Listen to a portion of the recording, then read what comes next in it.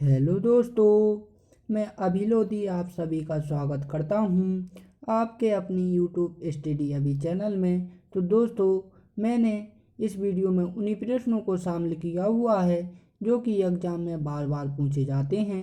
चाहे दोस्तों आप यूपीएससी या फिर आईएएस या फिर सीपीटीसी या फिर नीट या फिर एसएससी जीडी की तैयारी क्यों ना कर रहे हूँ, तो दोस्तों इन्हीं एग्जामों के लिए ये 6 अति महत्वपूर्ण क्वेश्चन मैं आप लोगों को बता रहा हूँ। तो दोस्तों, हम इन 6 प्रश्नों को ध्यान से समझेंगे और सॉल्व भी करेंगे।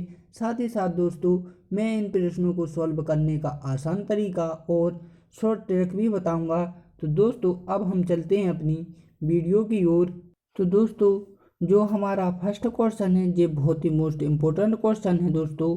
तो ये हमारा जो क्वेश्चन है जो हमारा 6 बार रिपीट हो चुका है, तो आप इसे अच्छे से नोट कर लीजिएगा और समझिएगा भी।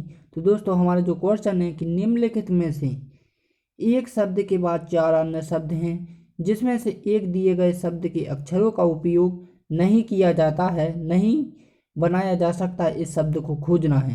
तो दोस्तों, जो हमारे पास उन्होंने वर्ड देकर रखा है वो क्या हैगा, प्रोग्नोस्टिकेशन एक नाम का क्या है शब्द है। इसमें से एक शब्द ऐसा है जो नहीं बनाया जा सकता है। हमारी जो 4 ऑप्शन है इसमें से हमें एक ऐसा ढूंढ देखना है जो कि इनके शब्दों से, इसके वर्डों से मिलकर नहीं बना हुआ है, वही हमें शब्द देखना है।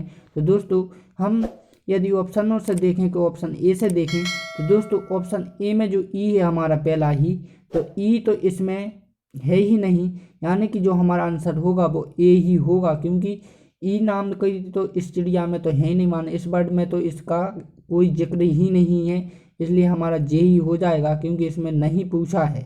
हाँ, नहीं पूछा, जे तो सब बन जाएंगे इस वर्ड से, लेकिन जे शब्द नहीं बनेगा, इसलिए हमारा ऑप्शन ए ही इसका आंसर होगा। तो दोस्तों, मुझे उम्मीद है कि ये क्वेश्चन आप लोगों को अच्छे से आ गया होगा। यदि इस प्रकार का क्वेश्चन एग्जाम आपको देखने को मिलता है तो आप उसे बड़ी ही आसानी से कर देंगे। तो दोस्तों, अब हम देखते हैं अपना नेक्स्ट क्वेश्चन जो मैं आप लोगों को बता रहा हूँ ये बहुत ही मोस्ट इम्पोर्टेंट क्वेश्चन है दोस्तों। और ये ही नहीं, मैं आपको जितने भी क्वेश्चन बता रहा हूँ ये सभी के सभी अति महत्वपूर्ण क्वेश्चन हैं, ये सभी के सभी रिपीट होकर आए हुए हैं। तो दोस्तों, आप इन्हें अच्छे से नोट कर लीजिएगा और समझिएगा भी। तो जो हमारा सेकंड क्वेश्चन है ये भी बहुत मोस्ट इम्पोर्टेंट क्वेश्चन है दोस्तों, ये हमारा 5 बार रिपीट हो चुका है।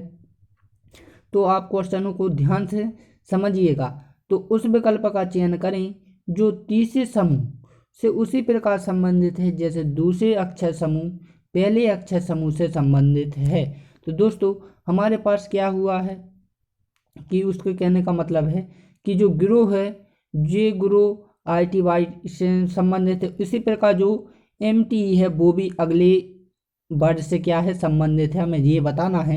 तो दोस्तों, हमें कुछ इसमें इस प्रकार का लॉजिक देखना है कि ये ITOY कैसे बना है। तो दोस्तों, पहले सबसे पहले जब भी आपको यदि वर्ड इस प्रकार का एग्जाम में देखने को मिल जाए, जो वर्ड आते हैं ना आपको एग्जाम में, एक ना एक तो इसमें से आता ही है, एक नहीं आपको 4 ऐसे शब्द क्वेश्चन मिलेंगे जो आपको इस प्रकार के देखने को मिल जाएंगे। ठीक, तो दोस्तों सबसे पहले हम क्या करते हैं, यदि काउंटिंग करें तो जी की आपको पहली बात तो जो वर्ड होते हैं ना उनकी गिनती आनी चाहिए दोस्तों, क्योंकि गिनती में क्या होता आसान तरीका हो जाता है।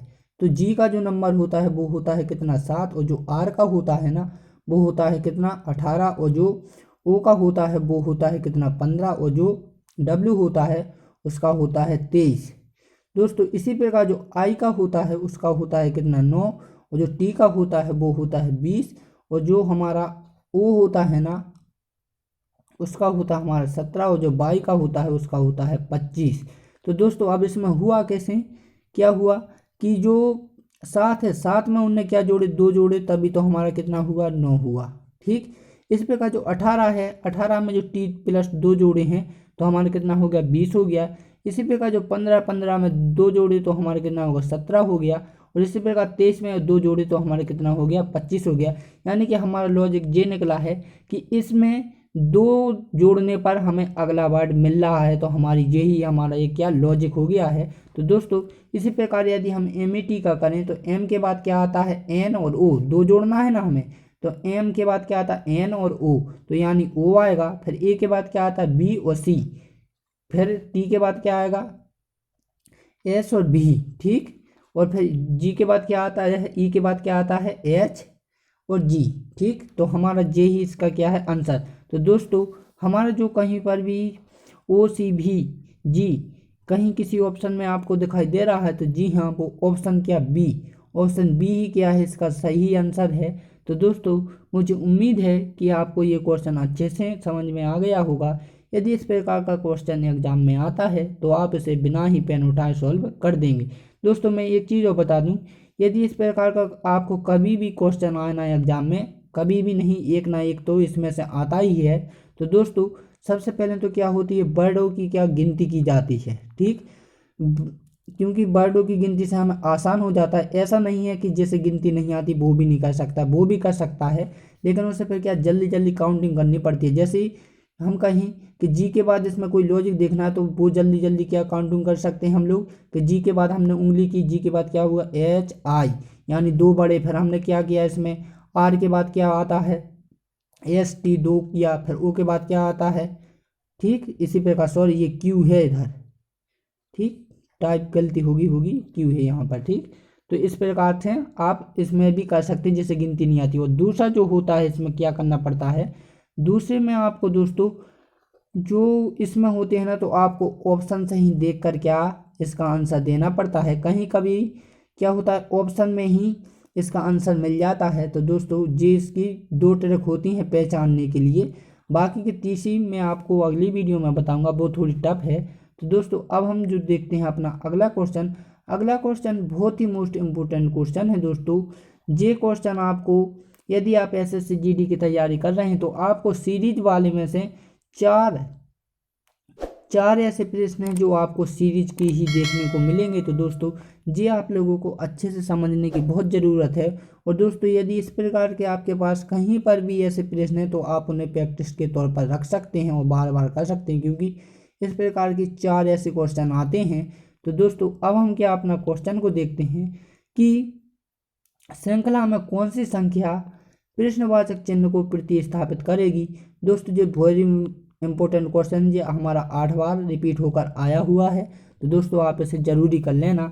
और दोस्तों यदि इस प्रकार ये हमारे पास क्या है एक सीरीज है, ठीक। इस सीरीज में हमें क्या देखना है, जो प्रश्नवाचक चिन्ह है इसको देखना है कि इसकी जगह पर अगला पद कौन सा आएगा। तो दोस्तों मैं आपको एक चीज़ बता दूं, यदि सीरीज की बात की जाए तो सीरीज में जब भी आप करो ना तो उसका केवल क्या करना है अपन को अंतर देखना है, इनके बीच का अंतर कितना है, या जोड़ना चाहे घटाना हो या इंटू हो कुछ भी हो तो आपको क्या करना अंतर करना है। तो देखो दोस्तों अंतर किस प्रकार करना है। अब ये 65 है, 65 में से 62 कैसे हुआ होगा, तो जो 65 है 62 में से हमने क्या किया होगा -3 किया होगा, तभी तो कितना आया हमारा 62 आया। अब 62 में से जो हमारे 56 किया हुआ हुआ तो वो हमने क्या कर दिया इसमें से 6 कम कर दिए, यानी कि हमारी जो लॉजिक बनना है वो 3 3 क्या जाना घट रहे हैं, ठीक। तो इसी प्रकार इसमें से 6 घटी, तो इसमें से हमें यदि 9 घटाएं तो हमारा कितना आ रहा है 47 आ रहा है, ठीक।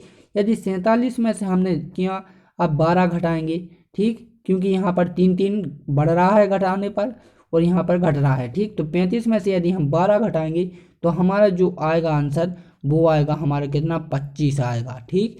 तो दोस्तों आपको किसी ऑप्शन में 25 दिखाई दे रहा है तो जी हाँ वो कौन सा है ऑप्शन सी, ऑप्शन सी इसका राइट आंसर है। दोस्तों मुझे उम्मीद है कि ये क्वेश्चन आप लोगों को अच्छे से समझ में आ गया होगा। यदि इस प्रकार का क्वेश्चन आपको एग्जाम में देखने को मिलता है तो आप बिना ही पेन उठाए उसे सॉल्व कर देंगे। दोस्तों ये बहुत ही इम्पोर्टेंट क्वेश्चन है, ये मैं आपको बार बार कह रहा हूँ कि ये 8 बार आया है क्वेश्चन और ये आप लोगों को एग्जाम में देखने को ही मिल जाएगा। और जितने भी दोस्तों सीरीज वाले क्वेश्चन है ना तो आप उन्हें कहीं से भी ढूंढ मूढ़ कर जो भी हों आप प्रैक्टिस करते रहिएगा, क्योंकि भी हमारे 4 नंबर के क्वेश्चन हैं दोस्तों, तो हमें क्या करना है उन्हें छोड़ना नहीं है। तो दोस्तों अब जो हमारा अगला क्वेश्चन है ये भी वेरी इंपॉर्टेंट क्वेश्चन है दोस्तों। जो हमारा क्वेश्चन है पहले तो आप क्या क्वेश्चन को अच्छे से समझ लीजिएगा कि क्वेश्चन क्या बोल रहा है।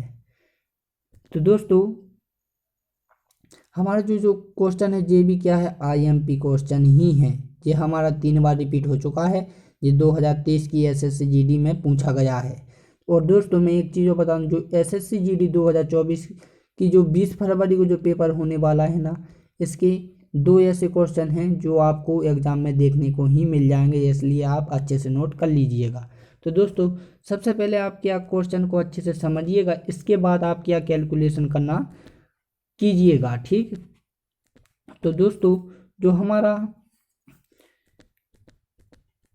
प्रश्न है वो क्या बोल रहा है कि अंग्रेजी वर्णमाला क्रम में, ध्यान से समझिएगा कि अंग्रेजी वर्णमाला क्रम में बाएं छोर से 15वें, ठीक, और दाएं छोर से 18वें अक्षर के बीच कितने अक्षर होंगे। तो दोस्तों मैं एक चीज़ बता दूं कि सबसे पहले तो क्या होता है, मैथ में हमें प्रश्न को अच्छे से समझना होता है, इसके बाद ही हम क्या उसकी कैलकुलेशन कर सकते हैं। यदि आपने मैथ के क्या प्रश्न को अच्छे से नहीं समझा है तो आप उसकी कैलकुलेशन नहीं कर पाएंगे।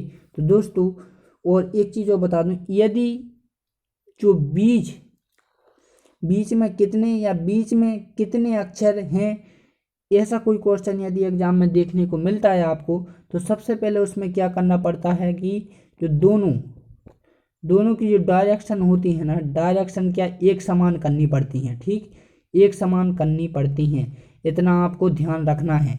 यदि बीच में कितनी या फिर बीच के में कितने अक्षर होंगे या कितने होंगे, ये क्वेश्चन आए तो आपको उसकी क्या दोनों की डायरेक्शन क्या करनी है, एक समान करनी है, ये आपको याद होना चाहिए, ठीक। तो दोस्तों अब क्या करते हैं हम इसमें कि वो क्या बोल रहा है कि अंग्रेजी वर्णमाला में बाएं छोर से यानी कि क्या बोल लेफ्ट से जा रहा है कितना, वो 15, ठीक, माने 15वें स्थान पर है।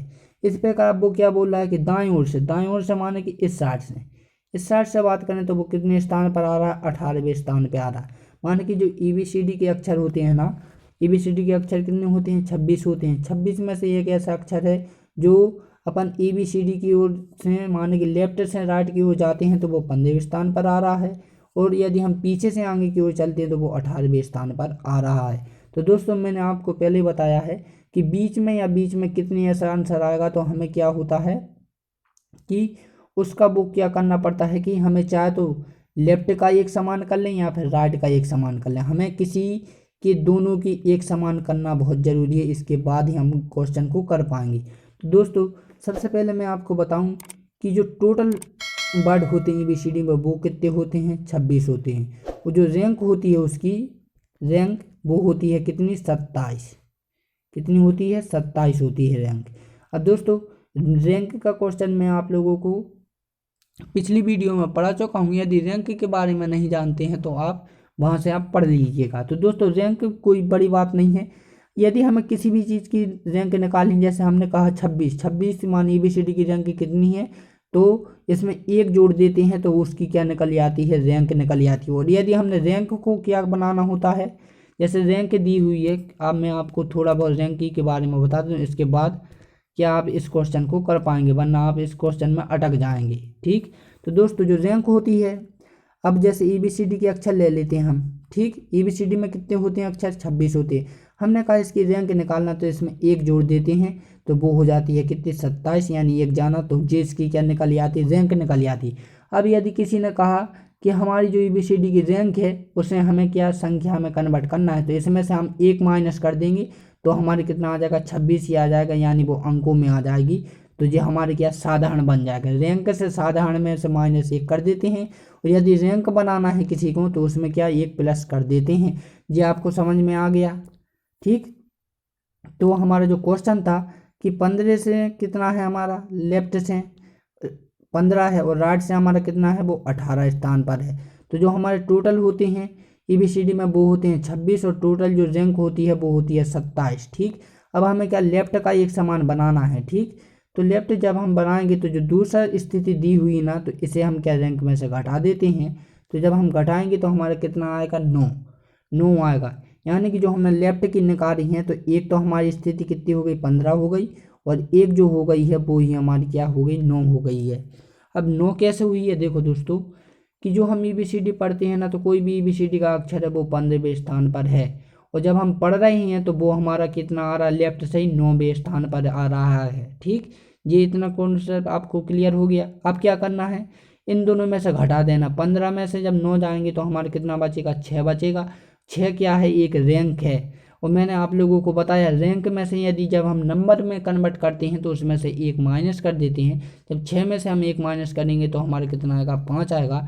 तो दोस्तों किसी ऑप्शन में यही हमारा ऑप्शन है। तो दोस्तों किसी ऑप्शन में आपको 5 दिखाई दे रहा है तो जी हाँ, वो कौन है, ऑप्शन सी। ऑप्शन सी में ही क्या है, 5 दिखाई दे रहा है। तो दोस्तों यदि आपको कुछ समझ में नहीं आया है तो मैं आपको दूसरी विधि से भी समझाता हूँ, मेथड से समझाता हूँ, क्योंकि इसमें कुछ ज़्यादा ही खिचड़ी पड़ गई होगी तो मैं समझता हूँ आपका वो दुख। तो दोस्तों अब मैं क्या आपको दूसरी मेथड बताता हूँ सिंपल भाषा में। हमने क्या कहा कि लेफ्ट से कितनी है, 15 है, ठीक, और राइट से कितना है, 18वां स्थान है। ठीक, इतना आपको कॉन्सेप्ट क्लियर हो गया। अब हमें क्या करना है, एक समान, मैंने पहले ही कहा था कि जब भी बीच में हो तो अपन को लेकर एक समान तो उसका करना ही है। ठीक, तो हम लेफ्ट के कर रहे हैं, ठीक, लेफ्ट वाले के हम कर रहे हैं एक समान। एक तो हमारा लेफ्ट कितना है, 15 है, एक और निकालना है हमें। तो जो हमारी टोटल जो ABCD की रैंक होती है वो कितनी है, हमारी 27 है। और 27 में से जब हम दूसरी स्थिति घटाएंगे ना तो वो हो जाएगी 18। 18 में से जब 9 घटाएंगे तो सॉरी 27 में से जब 18 घटाएंगे तो हमारे कितना बचेगा, 9। यानी L बराबर एक दूसरी स्थिति हमारी क्या निकल गई है, 9 निकल कर आ गई है। ठीक, और अब जब हम इसकी, अब ये दोनों क्या है, एक रैंक हैंगी, ये अब स्थितियां हैं रैंक में चल रही हैं, अभी ये हमारी अंकों में नहीं है। जब हम इसमें से 15 में से 9 घटाएंगे तो हमारी कितनी आएगी, 6, एक रैंक आ गई। यानी कि हमने रैंक, क्योंकि जब हमने यहाँ पर निकाला था 9 तो ये हमारी क्या थी, रैंक थी, इसलिए ये भी हमारी रैंक में आई है। जब हम रैंक को क्या संख्या में कन्वर्ट करते हैं तो उसमें से एक माइनस कर देते हैं तो हमारा कितना आ जाएगा, 5 आ जाएगा। तो दोस्तों ये सबसे सिंपल विधि थी, तो आप लोगों को इसी विधि से आपको क्या एग्जाम में करना है। और दोस्तों इधर एक चीज़ और बताऊं, कुछ लोग ये भी सोच रहे होंगे कि जो टोटल रैंक है हमारी वो 27 में से हमने 18 ही क्यों घटाई, हम 15 भी तो घटा सकते हैं। तो दोस्तों ऐसा नहीं है, 15 भी घटा सकते हैं, लेकिन मैंने क्या कहा, हमें इसमें से किसी एक की क्या करनी है, स्थिति समान करनी है। दोनों की स्थिति एक डायरेक्शन एक जैसी करनी है कि वो लेफ्ट से भी वैसा ही जाए और राइट से भी। माने लेफ्ट से भी जब पढ़ें, माने स्थान भी उसका वही हो, और जब पढ़ें तो हमारे नंबर भी उतनी बार आए। जैसे मैंने आपसे कहा कि 11 है, वो 11वें, जैसे कि हमारा 2 है, ठीक, तो मैंने कहा कि इसका स्थान लेफ्ट से इतना कितना है, 2 है। जब हम पढ़ेंगे उसे तो तब भी वो 2वें स्थान पर ही आएगा। ये होती है क्या, एक प्रकार की डायरेक्शन एक समान। ठीक, तो दोस्तों मुझे उम्मीद है कि ये क्वेश्चन आप लोगों को अच्छे से समझ में आ गया होगा। तो दोस्तों इस प्रकार का यदि क्वेश्चन आप लोगों को कहीं पर भी मिलता है तो आप इनके क्या प्रैक्टिस के तौर पर रख सकते हैं। तो दोस्तों अब हम करते हैं अपना अगला क्वेश्चन। तो अगला क्वेश्चन जो मैं आप लोगों को बताऊं जो बहुत ही मोस्ट इम्पोर्टेंट क्वेश्चन है दोस्तों ये यदि सभी एग्जामों की बात करें तो इसका जो रिवीजन का हो चुका है ना, यानी रिपीट होकर ये आया है कम से कम 21 बार। तो दोस्तों ये आप लोगों के लिए बहुत ही मोस्ट इम्पोर्टेंट क्वेश्चन है। तो दोस्तों ऐसी बात भी नहीं है कि मैं ये क्वेश्चन आप लोगों को मन से दे रहा हूँ, नहीं। दोस्तों हम क्या करते हैं कि विभिन्न परीक्षाओं की या फिर जो बोर्ड परीक्षाएं होती हैं ना, एग्जाम होते हैं, हम उनके क्या एक एक क्वेश्चन हम क्या करते हैं, नोट करते हैं। और विभिन्न जो परीक्षाएं होती हैं, ऑल एग्जाम या फिर किसी भी एग्जामों की, तो हम उन एक एक क्वेश्चन को रखते हैं और आप लोगों के लिए हम वो क्वेश्चन देते हैं। तो दोस्तों ये क्वेश्चन हमारा 21 बार रिपीट होकर आया है। तो ये क्वेश्चन आप लोगों के लिए वेरी इंपॉर्टेंट क्वेश्चन है दोस्तों। और जो 20 फरवरी को जो SSC GD वालों का जो एग्जाम होने वाला है, जे उसमें 100% पूछा जाएगा रीजनिंग के क्वेश्चन में, इसलिए जी SSC GD वालों के लिए बहुत ही इंपॉर्टेंट क्वेश्चन है। और दोस्तों एक चीज़ और बता दूं कि मैं केवल आपको बता ही नहीं रहा हूं, आपको जब हम लास्ट में करेंगे ना तो मैं आप लोगों के लिए टेस्ट के रूम में भी ऐसे एक क्वेश्चन रखूँगा जिसे आपको कर कर मुझे बताना है कमेंट में, ठीक। तो दोस्तों पहले तो अब हम क्या इस क्वेश्चन को पढ़ते हैं, ठीक। तो हमारा क्या है कि वर्णों और संख्याओं की दी गई व्यवस्था को पूरा करें, ठीक। तो दोस्तों सबसे पहले तो क्या है कि क्वेश्चन को अच्छे से समझना होता है, इसके बाद ही हम क्या कर पाते हैं।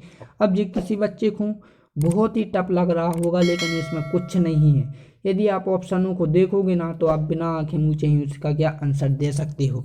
तो दोस्तों एक आंसर है जो हमारा क्या है, एक स्थिति देकर रखी है, ठीक, यानी सीरीज देकर रखी है, हमें इसका अगला पद निकालना है, यानी पूरी व्यवस्था करनी है हमें इसकी वर्ड की, ठीक।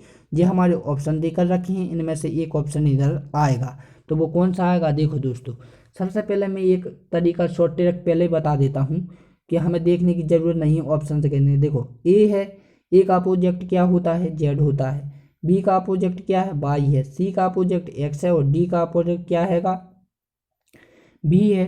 तो इसी प्रकार जो हमारा अगला आएगा तो वो इसका क्या हो जाएगा, ई का अपोजिट भी हो जाएगा, यानी ऑप्शन क्या हो जाएगा, डी। ऑप्शन डी इसका क्या हो जाएगा, आंसर हो जाएगा। देखो दोस्तों अब इस तरह जो ई है पता कैसे चला, तो देखो दोस्तों जो आगे का अक्षर है वो एक एक बढ़ रहा है, ए के बाद बी हो गया, बी के बाद सी हो गया, सी के बाद डी हो गया, तो डी के बाद क्या होगा, ई होगा। अब ये हो गया। और यदि हम ऑप्शन की बात करें तो दोस्तों जब ई होगा तो हमारे ये दो क्वेश्चन तो मानो ऑप्शन तो हो ही नहीं सकते, अब क्या हमारा बी और डी हो सकता है।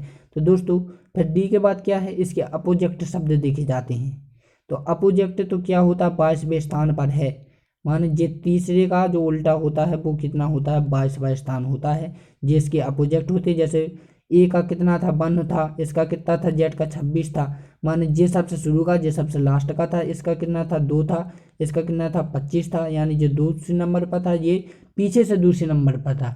जे इसी प्रकार आगे से तीसरे नंबर पर, ये पीछे से तीसरे नंबर, ये होते हैं अपोजिट वर्ड। दोस्तों मैंने तो आपको बता दिया कि ऑप्शन डी होता है, लेकिन हम क्या इसे पूरा समझाने के लिए मैं आप लोगों को पूरा बता देता हूँ। तो दोस्तों अब क्या हुआ, जो ए से जेड क्या है, एक अपोजिट है, ये तो हमने पहचान लिया इससे, ठीक, ये शॉर्ट ट्रिक थी। अब क्या होता है, हम यदि हम गिनती करें तो इसका यदि नंबरिंग करें कि जो ए का होता है कितना होता है, 1 होता है, और जो इसका होता है वो कितना होता है, 26 होता है अंक, ठीक।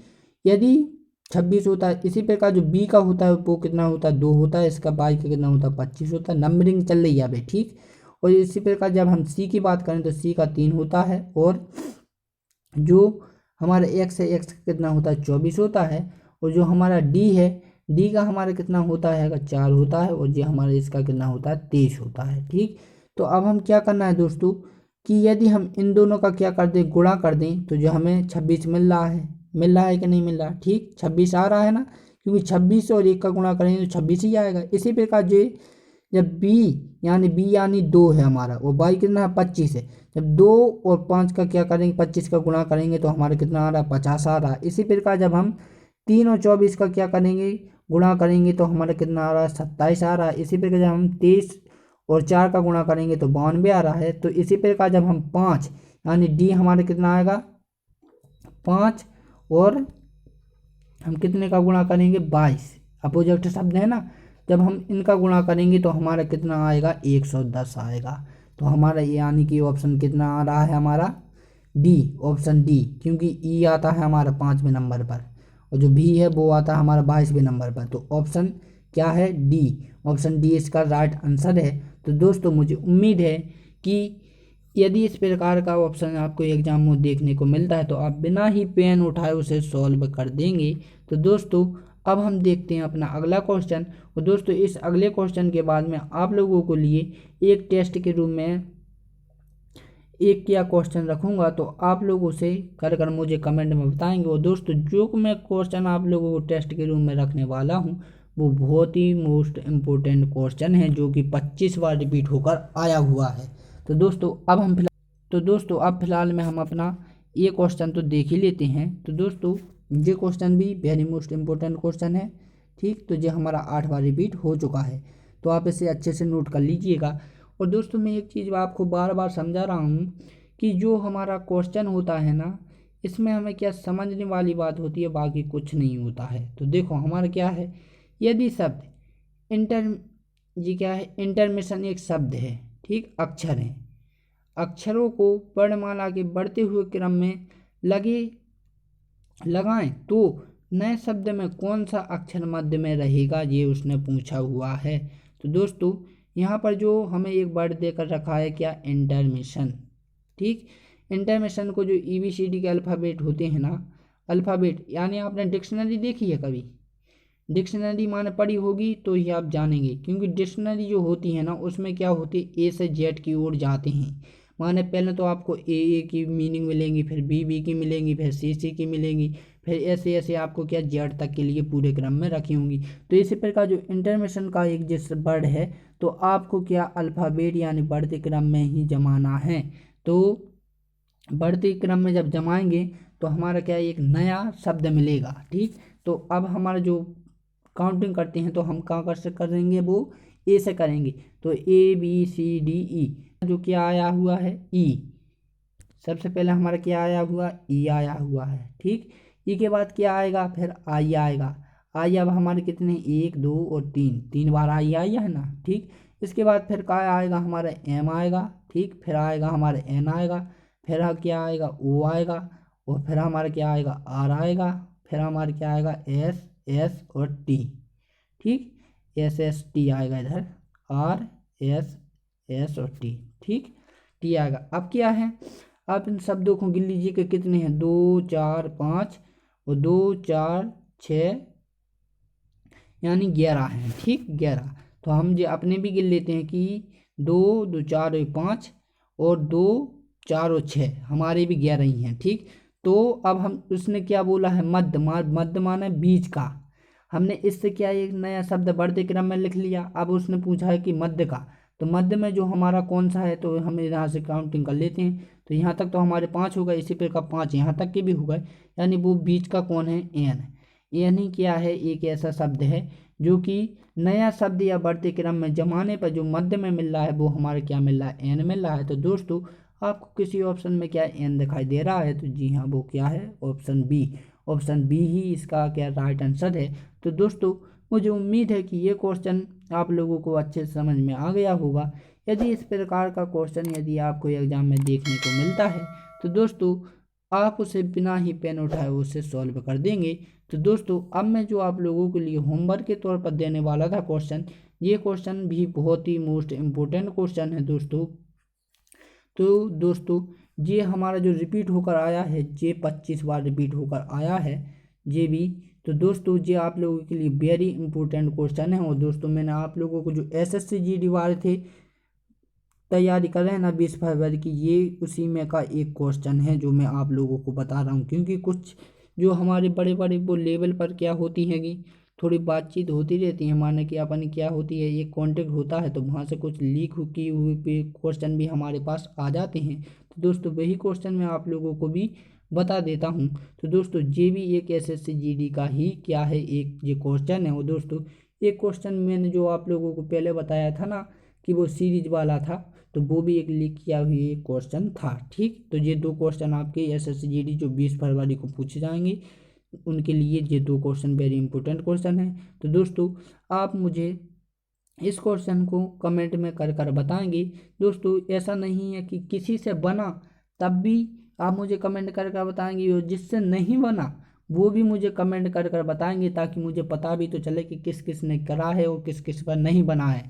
वरना आप लोगों की जो 2 नंबर 1 नंबर है ना जी हाथ से निकल जाएगा और आप बाद में पछताएंगे। क्योंकि एग्जाम में हमारे लिए 1 नंबर बहुत मायने रखता है। 1 नंबर से किसी की ज़िंदगी बन सकती है और बिगड़ भी सकती है, ये तो आप जानते ही होंगे। तो दोस्तों पहले हम क्वेश्चन को ध्यान से पढ़िए कि क्या है, फिर आप कर लीजिए। ठीक, एक आयताकार मैदान की लंबाई और चौड़ाई क्रमशः कितनी है, 50 मीटर और 15 मीटर है। तो मैदान की क्या लंबाई चौड़ाई से अनुपात ज्ञात कीजिए। तो दोस्तों इनका अनुपात ज्ञात करना है तो सबसे पहले तो क्या करना है कि लंबाई के जो लंबाई और चौड़ाई के क्रमशः क्या है, अनुपात कितना है, 50:15 है। ठीक, तो अब अनुपात तो आप जानती होंगी किस प्रकार से क्या करना है, तो वो आप कर लेना। इसके बाद दोस्तों मुझे उम्मीद है कि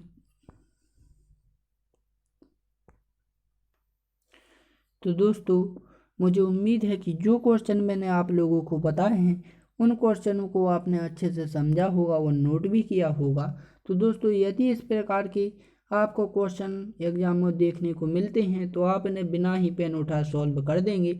और दोस्तों जो क्वेश्चन मैंने आप लोगों को बताए हैं ना साथ, तो ये मैंने आपको एक पैटर्न या टॉपिक तरीके से बताए हुए हैं कि जो जो मैंने आपको क्वेश्चन बताए ना, इसके एक एक क्वेश्चन यानी एक एक क्वेश्चन तो आता ही है। इसलिए आपके पास जितने भी आपको ऐसे क्वेश्चन मिलते हैं तो आप इनकी प्रैक्टिस घर पर कीजिएगा दोस्तों, क्योंकि प्रैक्टिस करने वाले ही आगे बढ़ पाते हैं। जो प्रैक्टिस नहीं करते हैं वो शायद बीच में ही रुक जाते हैं। इसलिए दोस्तों प्रैक्टिस और कोशिश हमेशा जारी रखना चाहिए। तो दोस्तों आप लोगों को यदि ये मेरी वीडियो अच्छी लगी हुई है तो दोस्तों मेरे इस वीडियो को लाइक एंड सब्सक्राइब करें, साथ ही साथ इसे दूसरे व्यक्तियों को शेयर भी करें ताकि दूसरे व्यक्ति भी इस वीडियो का लाभ उठा सकें।